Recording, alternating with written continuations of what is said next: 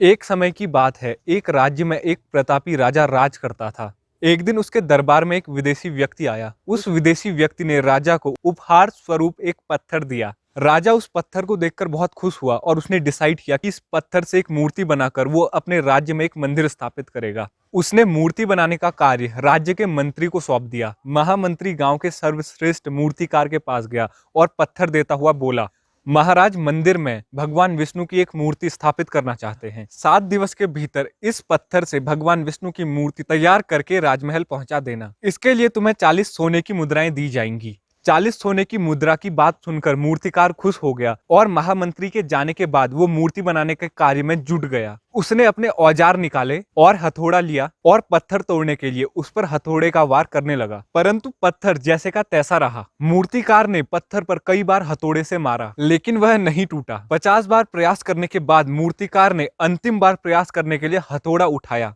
पर वह रुक गया कि जहां ये 50 बार मारने पर नहीं टूटा, वहां एक बार और मारने से क्या टूट जाएगा। वह पत्थर लेकर महामंत्री के पास गया और वहां जाकर बोला कि इस पत्थर को तोड़ना असंभव है, इसलिए विष्णु भगवान की मूर्ति नहीं बन सकती।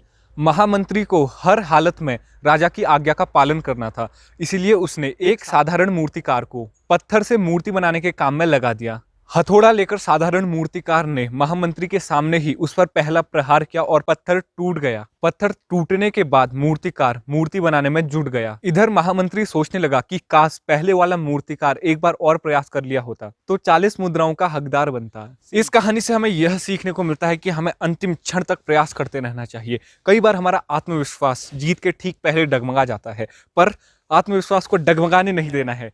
All the best.